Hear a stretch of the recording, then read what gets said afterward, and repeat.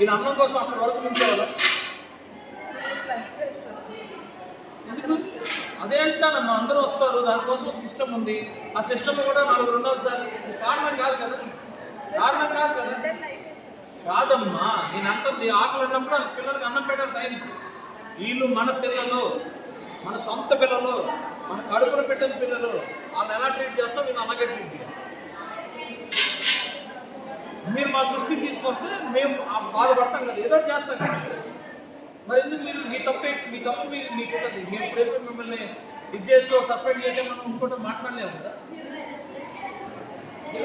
అది చేసే పద్ధతి నేర్చుకోండి.